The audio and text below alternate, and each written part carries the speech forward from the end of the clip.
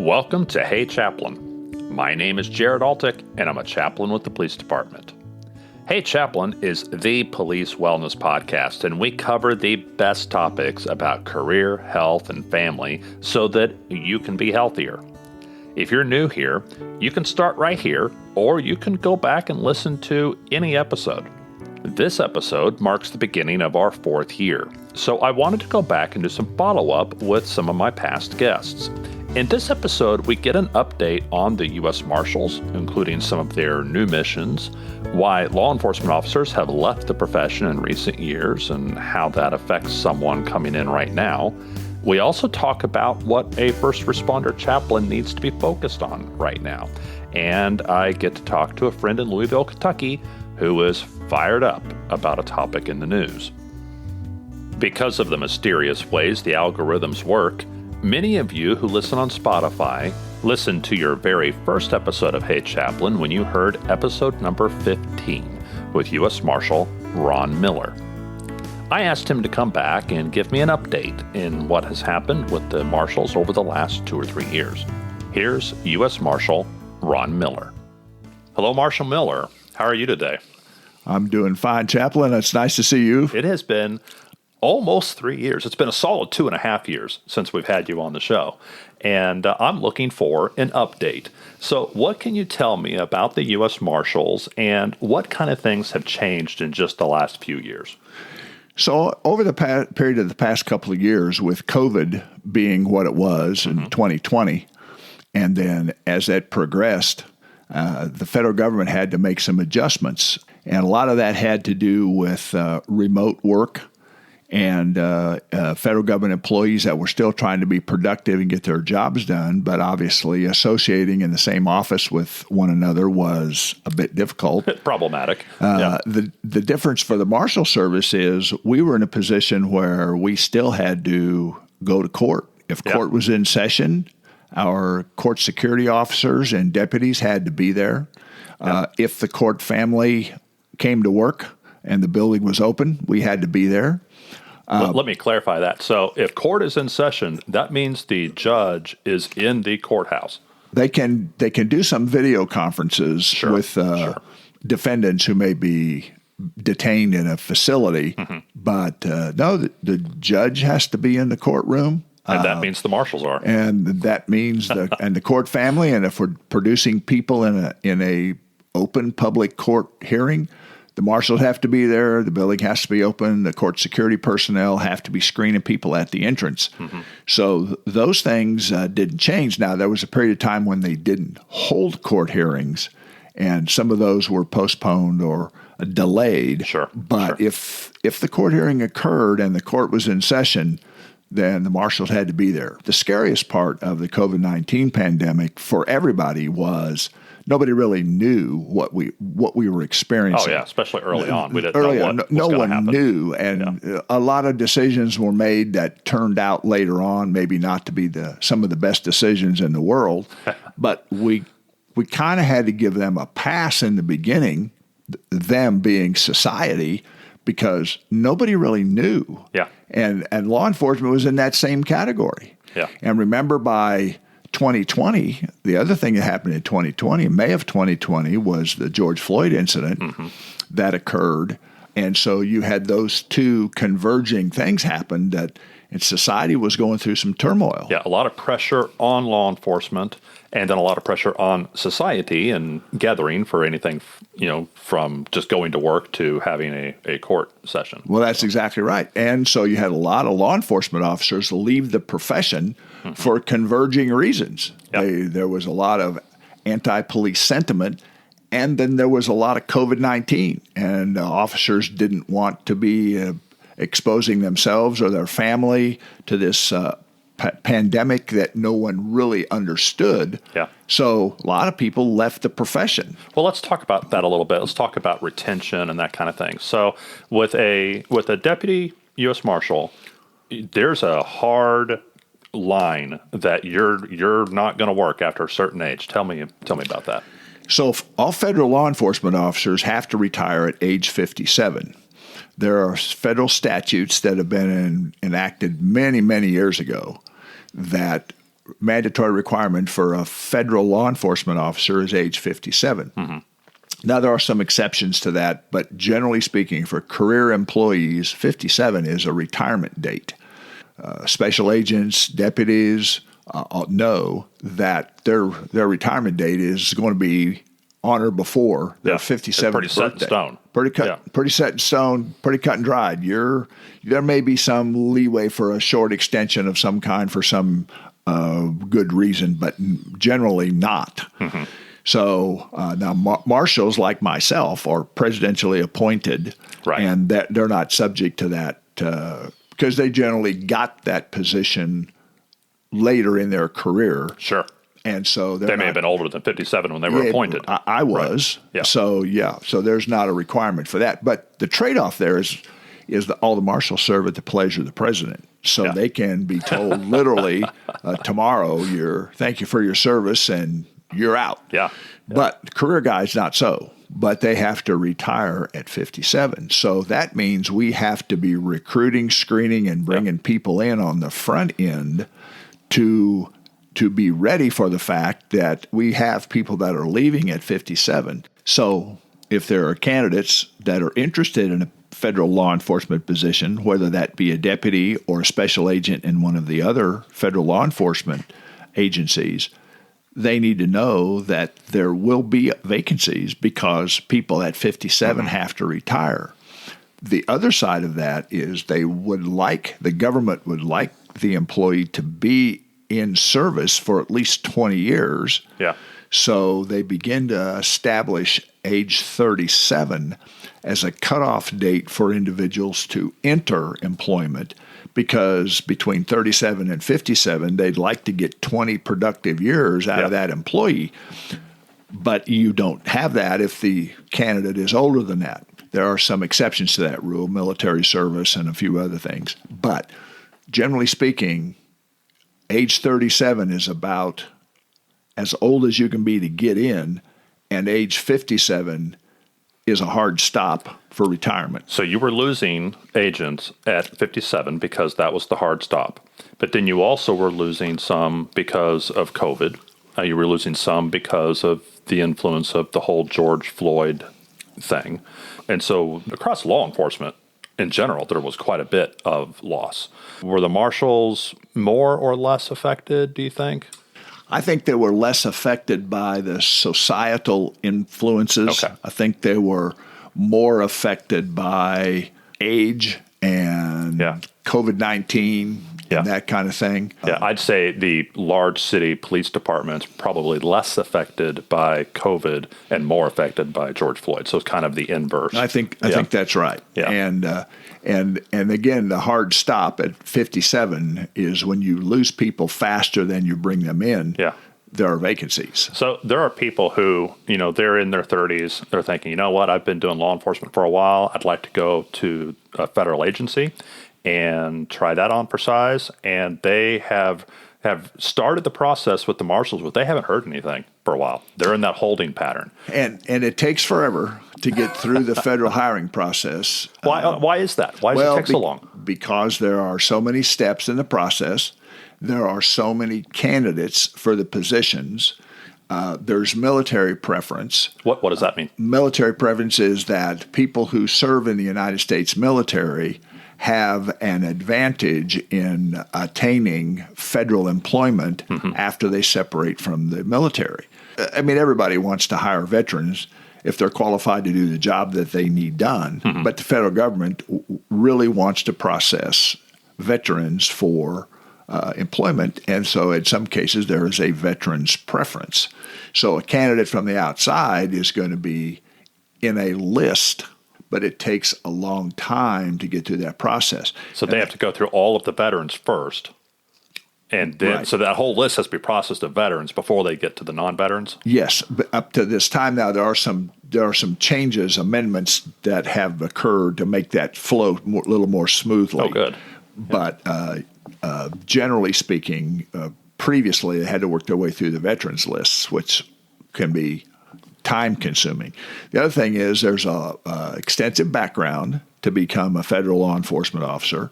Those take time. Those investigations have to be conducted.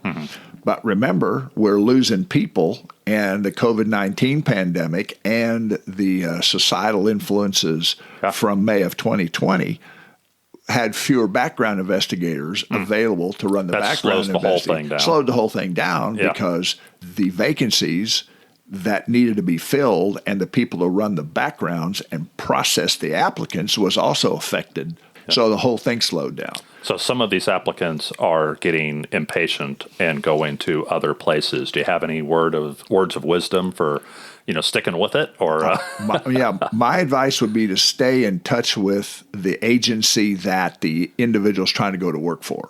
Okay. I personally try to stay in contact with applicants that we have who want to be hired by the Marshal Service and come to Kansas to work, because new hired deputies have some influence in where they are assigned. Okay. And that's a change that has also been made. Used to be you went wherever the vacancy was, but now some federal agencies let you try to work where you want to go. Okay. And so that helps with recruiting. But stay in contact with the agency you're trying to go to work for and be patient. Okay. What else has stretched the Marshals in the last few years? There have been several new initiatives that the Marshal Service has had to deal with, and one of them has been the security of the Supreme Court justices in Washington in their homes. Oh, yeah. And after a number of, again, societal influences and pressures and court decisions and all that. Yeah, the Dobbs decision, stuff like that. There was some pressure on the some Marshal of those. Service had to expand their mission set to protect Supreme Court justices' residences and their families. Now, walk me through that, because when I think of protecting somebody in government, I typically think of the Secret Service. So the Marshals are specifically connected to federal courts. So that's why you're protecting Supreme Court justices, right? That's correct. Am I missing anything there? The Marshals protect the federal judicial process. Okay. That's the top dead center number one mission of the Marshal Service, is protection of the federal judicial process. Federal courts, buildings, court family, prosecutors, defendants, witnesses, and Supreme Court justices, appellate justices, circuit court judges. The Marshal Service protects the federal judicial process, of which the Supreme Court is a very important part of that. So we had some additional responsibilities placed on us to protect Supreme Court justices' homes and families so that their homes were secure. Part of the Adam Walsh Act that was passed some years ago and signed into law included a part on critically missing children. And the Marshal Service was given the added responsibility of working critically missing children. Now, clearly, a child abduction case may be worked by the FBI, because they are the investigating kidnapping, agency. Kidnapping, that kind of thing. But a critically missing child doesn't necessarily have to be a kidnapping. By definition, it's technically still an abduction. Technically, it's still an abduction, but I'll explain. The custodial parent of the child has custody, and the non-custodial parent, for whatever reason, takes the child. Mm-hmm. And they're not supposed to. Doesn't bring the child back, or isn't supposed to have the custody. So that becomes a critically missing child. Now, in that case, there's a relatively large likelihood that the child is not going to be harmed, because it's just the non-custodial parent that has the child. Yeah. But that parent they still technically abducted their own child. They abducted and they're their own defying child. Probably a court orders that they're not supposed to have custody. And so you go looking for this parent. That's right. You track the parent and you do some things, and the Marshal Service works their magic on how they chase fugitives and find the child, return the child, arrest the parent, and enter them into the criminal justice system. So those are interesting things where society is helped by the collaboration between state and local law enforcement agencies and the federal government, where we're all partners, not we're from the federal government and we're here to take over. This is, we are here from the federal government and we really are here to help you in this particular case. On a couple of occasions, we've been contracted by other parts of the government to perform dignitary protection details on cabinet officers and some department directors of important departments. And why are the marshals well suited for that? The marshals are able to do that because, and that's not to say that other federal agencies aren't capable of that. It's just to say that they have assigned that to the Marshal Service because they have an investigative mission, but they also have a general protection mission, protection of the federal judicial process, apprehension of state and local felons, protection of cabinet officers as necessary, or directors of various departments as necessary that may not be permanent. And so that mission gets assigned to the Marshal Service and has, and just another angle of a pretty interesting federal law enforcement career, working with an agency that has a number of missions and has the flexibility to be able to handle a variety of different things. Yeah. So now you had a lengthy career as a police officer. You were chief in 2 large departments. Then you were appointed U.S. Marshal, and you've been doing that now across 3 administrations.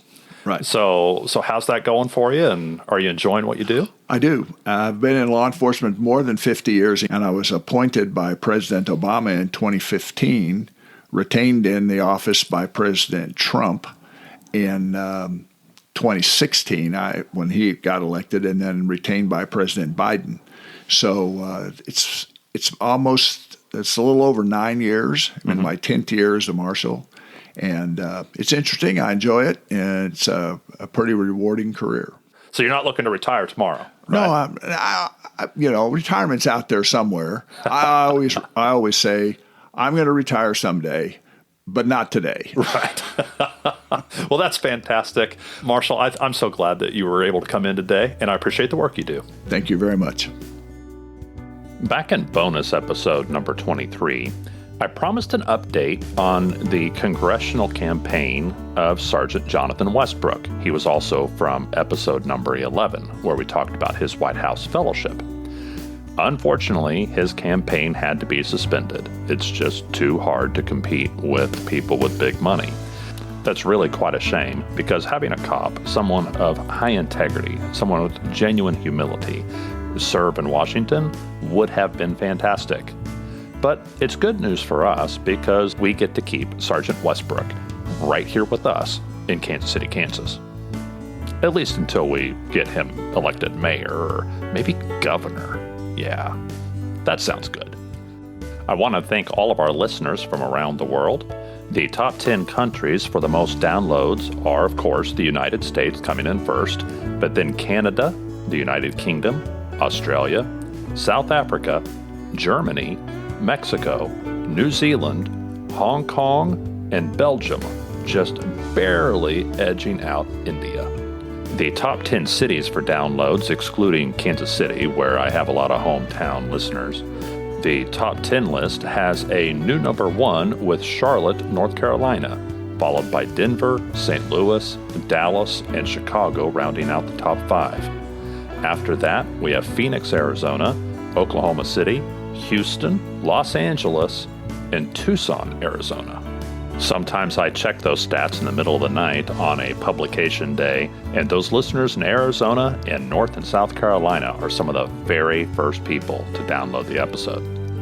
Speaking of people who are at the front of the line, in episode number 3, we interviewed Kevin Hardy. Kevin Hardy is a chaplain and also a mentor and a friend to me. He's someone who has helped me define what it means to be a chaplain.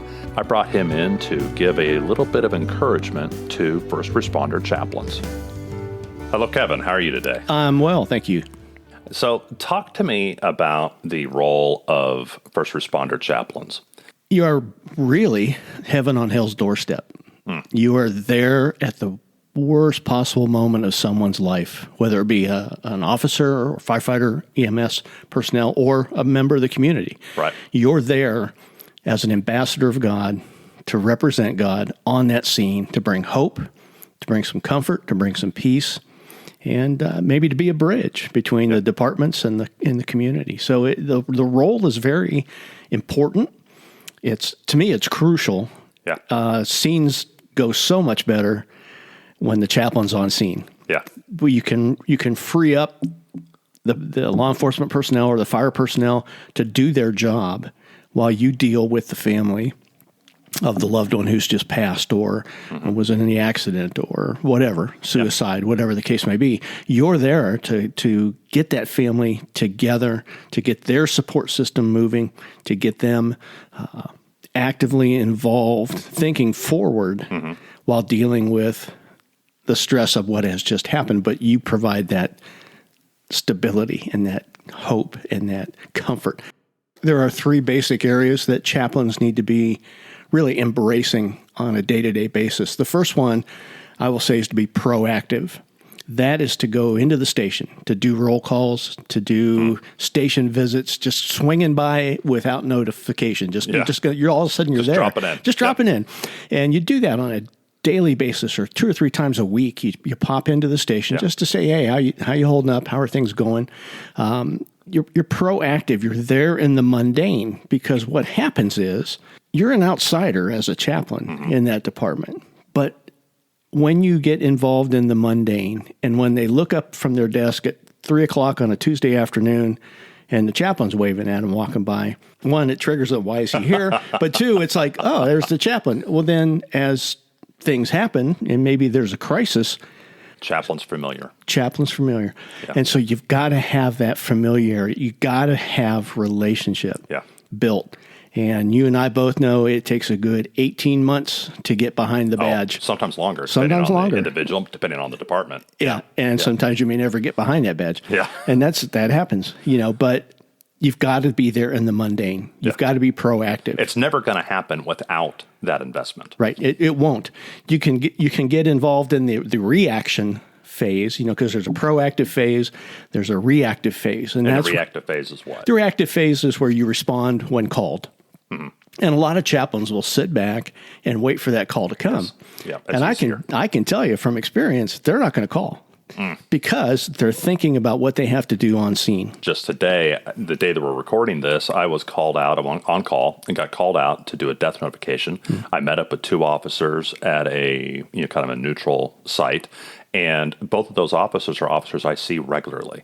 And so it was super easy to coordinate what we were going to do, what situation we're going into, how we're going to handle it, who was going to take which responsibility, because those officers were familiar with me. I see them all the time. I've lost track of how many times I've seen each of them. I knew them each by name. They knew me by name. Yeah. And it just made that very difficult process of going to someone's house and telling them that their adult child had died.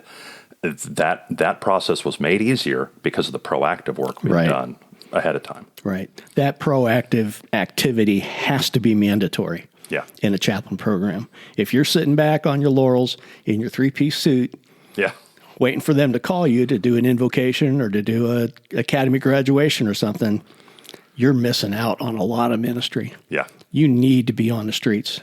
Yeah. I was the head chaplain for Kansas City, Missouri Police Department from 2018 to 2020.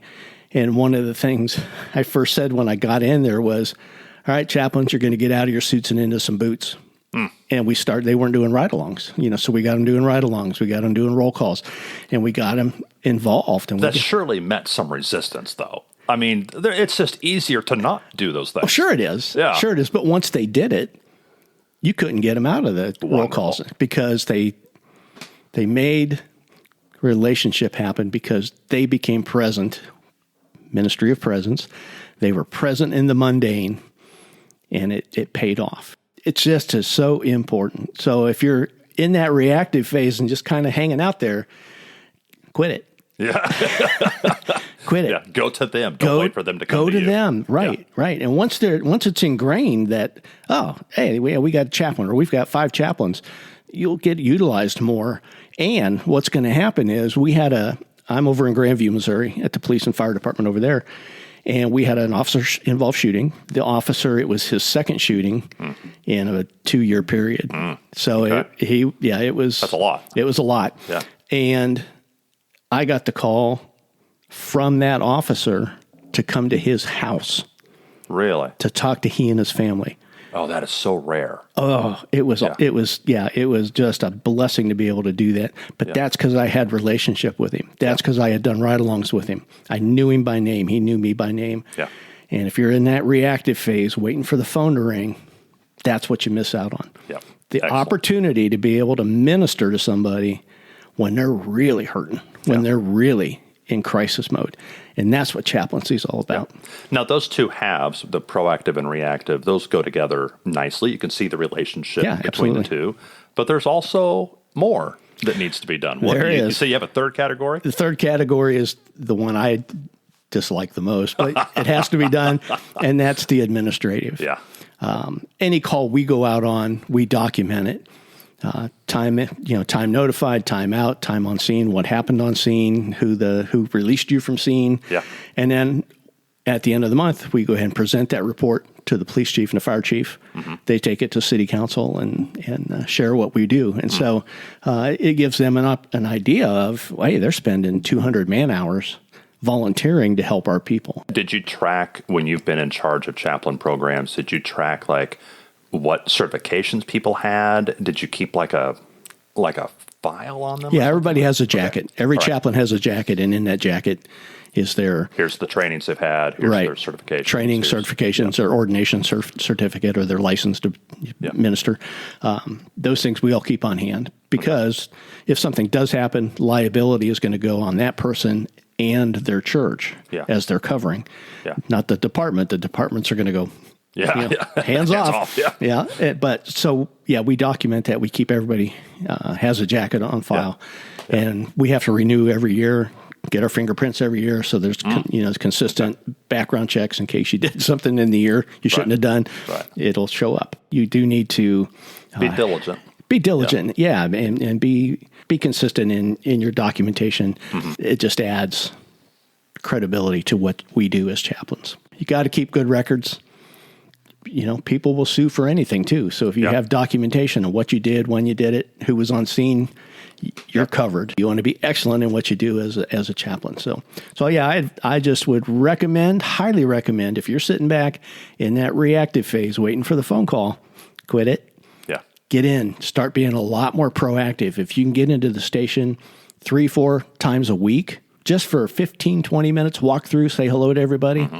That's a big touch. You don't know how much of a touch that makes. It may not feel like anything in the moment, but it adds up. It adds up. Yeah. It adds. And don't forget dispatch. Yes. And the jailer. Yeah.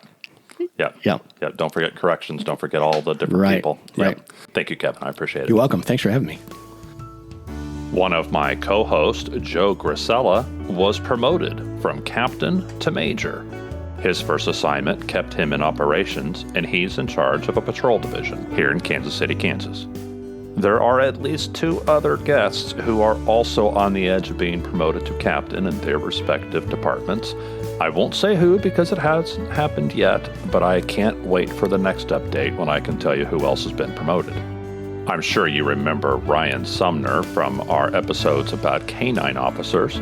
I spoke to him on the day that I'm recording this, and he gave me an update saying that he's training a new dog for his local department along with multiple others. He's also in charge of directed patrol, which means he's seen a lot of human trafficking and also retail theft. In fact, they did an undercover operation and had 70 arrests.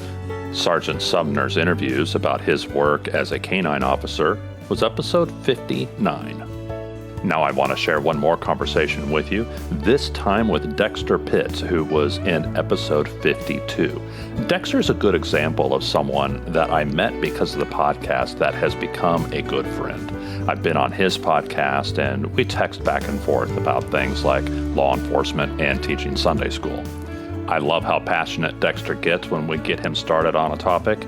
and this is a good one. Here's Dexter Pitts. Hello, Dex. How are you? Chap, I'm good, man. How you doing? I'm doing well. I heard that you had an axe to grind. What's bothering you these days? I'm sure everybody has been in the world has been watching Eyes on Louisville, Kentucky, after Scotty Scheffler was arrested by Louisville Metro police officers. And I'm not going to lie, man. I've always been told don't ever read the comments on social media, and the comments are chapping me, Chaplain.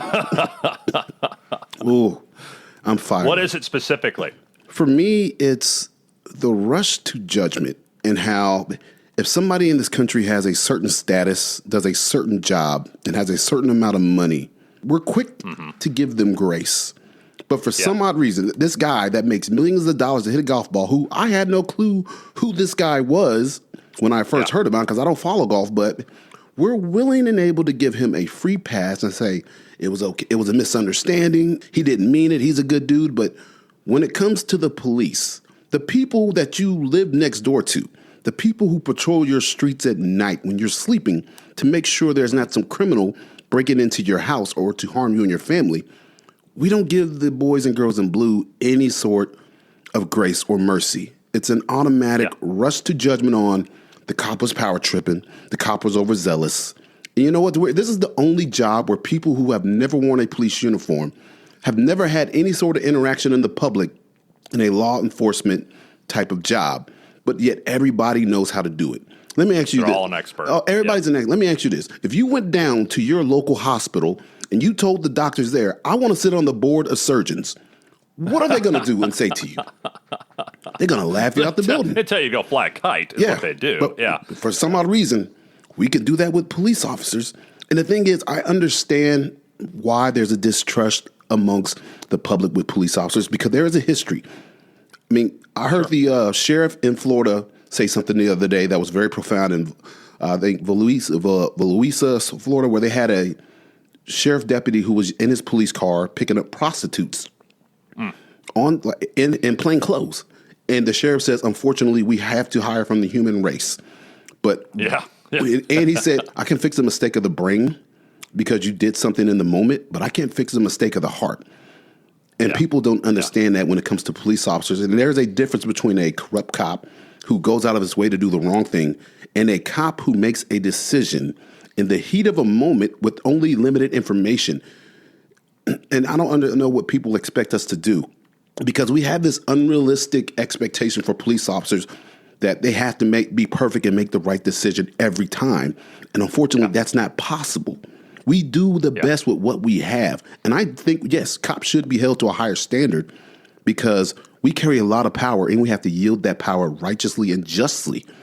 But at the same time, we have to give the cops some grace and mercy at some point in time. But we never do. Yeah, I know. I don't follow golf at all. But what I heard were news commentators and sports commentators who immediately declared that this officer involved with this golfer, that the officer was overzealous and the officer was obviously wrong. And I understand this golfer apparently has a reputation for being very vanilla. This is a button-down, very calm person that doesn't cause a lot of trouble. He's a good Christian man. That's great.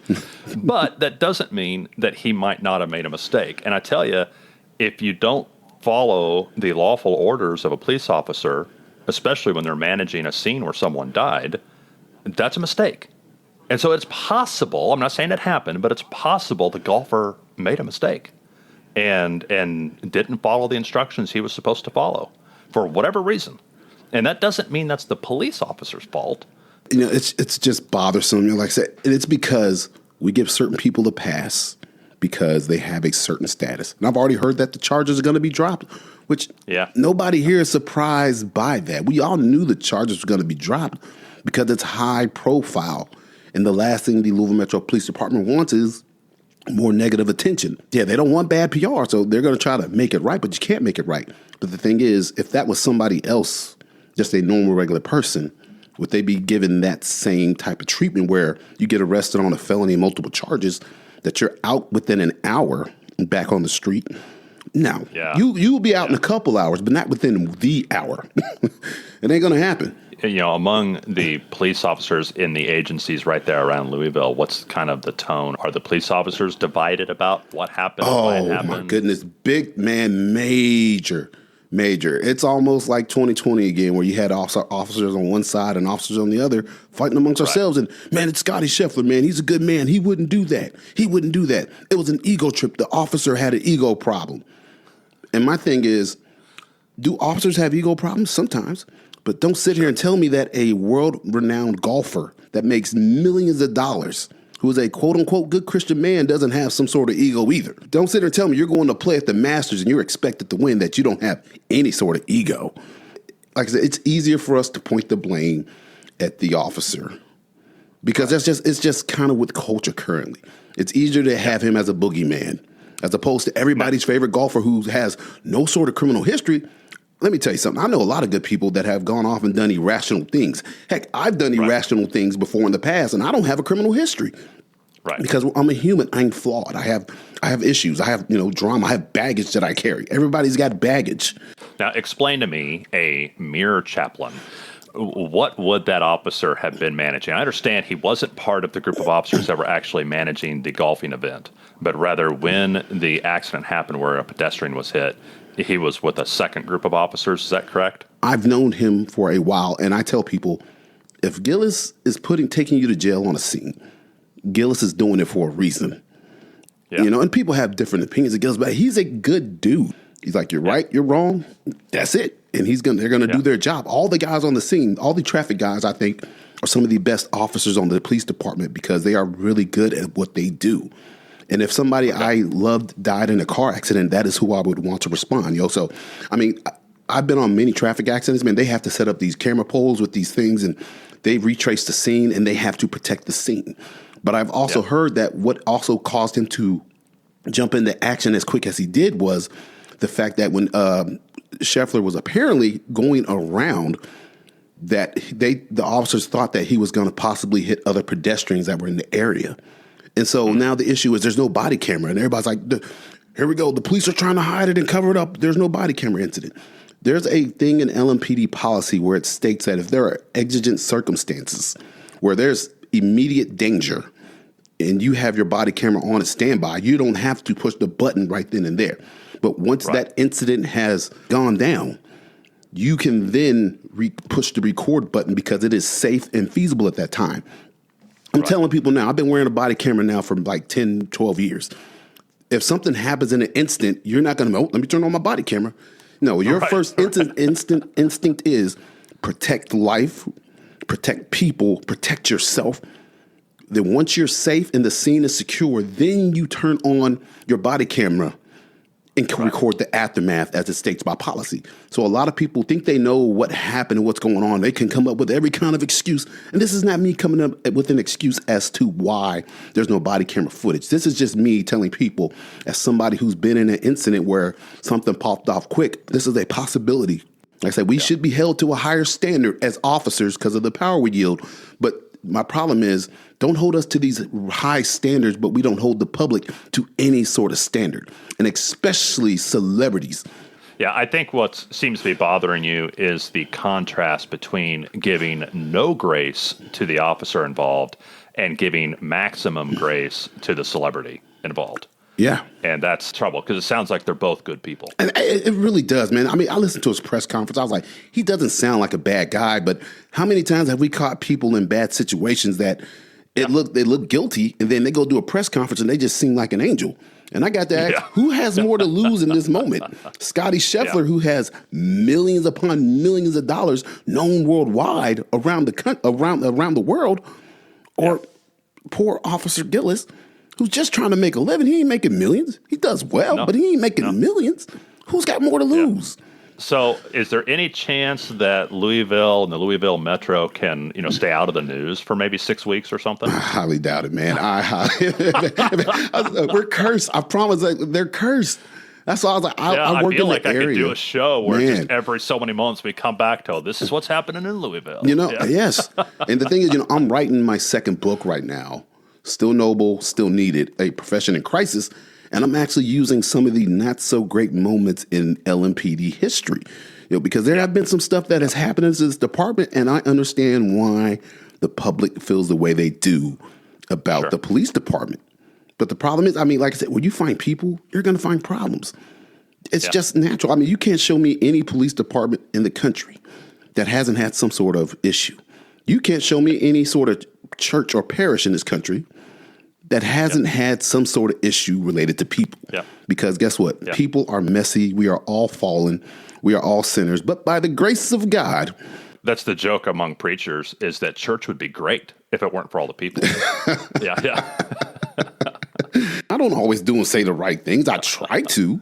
We're all fallen, man. And everybody, the high and mighty, everybody just looks at these situations. Well, this is what I would have done in this situation. I would never have done that. And there's officers doing the same. Monday morning quarterback. Yeah, and the thing is, I do that sometimes too, because it's easier in my position to look down on people and say, well, look at me and where I'm at. I would never be in your situation. Well, I'm not in your situation. I might have been in a similar situation, but we're all one bad decision away from having everything we worked for be taken from us. Scotty Shepard, for example. One bad situation, one bad call, mistake, intent. I don't know what his mindset was, but just takes one thing to ruin it all. Yeah, a moment of impatience could ruin his career, whether you're talking about the cop or the golfer. Yeah. I thought, hey, let the investigation play out. Of course, I have a bias towards police officers because I'm a cop, but I try to be fair and reasonable on both ends. It's almost like the shooting that happened in Florida the other day with the airman and the young cop, cop. I tell people, I don't think either of them woke up that morning with the intention to do harm or evil. But unfortunately, something happened. The investigation is still pending, but I think just we're people. We have emotions. We have stress responses. And it's hard to point the finger and say who's right, who's wrong, when sometimes, life just happens. And sometimes life sucks. Hey, one more question. If you were recruiting somebody to become a police officer, what's your best argument right now? To become a police officer? Yeah. That now more than ever, we need solid officers that are dedicated to serving the public. We've lost a lot of good officers over the last 4 years since 2020. And if you know that you can make a difference, who better than you? Because we have lost so many people. And the problem is we are filling our ranks right now with men and women who probably should not be cops. These are men and women that would have not been hired 4 years ago. But because we're scraping the bottom of the barrel, we need somebody in a uniform with a pulse. I think if you are a good person of character, you have high integrity, you got good morals and values, and you love the United States, and you believe in the founding documents of this country, the United States Constitution, you are a prime candidate, and you will get into this profession, and you will excel. And that's not to say that you're not going to face persecution or prosecution. You're going to face both of them these days. But I believe when you are righteous in everything that you do and you do your best to help people, you will be rewarded. There are going to be naysayers. But, man, as bad as things are, I think most people love us and appreciate us. I really feel like if you are a high-achieving, talented individual and you become a police officer right now, now's the time, because you're going to be the president of your recruit class. You're going to be the number one person for promotions. There's so many empty slots and so many slots that are filled by people who are not really high capacity kind of people. So there's a great opportunity for you to advance through the ranks and have a great career if you get in now. There's more. This is more than a paycheck. This is a purpose. You will be serving a purpose beyond anything greater than you can imagine in this profession. That's why I'm still in it 15 years later. Like I say, 2020 didn't ram me off. There's no hope I'm leaving. Well, thank you, Dexter. I appreciate it. Chap, I appreciate you having me on. Thank you. Thank you for making it to the end of another Follow-Up and Business Checks episode. Each Memorial Day starts a new season for Hey Chaplain, and the show would not exist except that there are listeners who continue to help me keep the show online. Many of those people have given generously. Some of them give on a regular basis, and let me just rattle off a few names here. Greg D., Jim S., Anthony W., Joe G. II, Bruce W., and Keith F. thank you so much. The fact that you continue to support and help me month after month after month, that's what makes the show possible. Thank you again for your help. If you would like to pitch in, then check the episode description of any episode. The views expressed here are the personal views of the host and our guest and do not necessarily represent the views of any law enforcement agency or its components. If you like this episode, please share it with a cop or someone who loves a cop. Thank you for listening to Hey Chaplain, and as always, pray for peace in our city.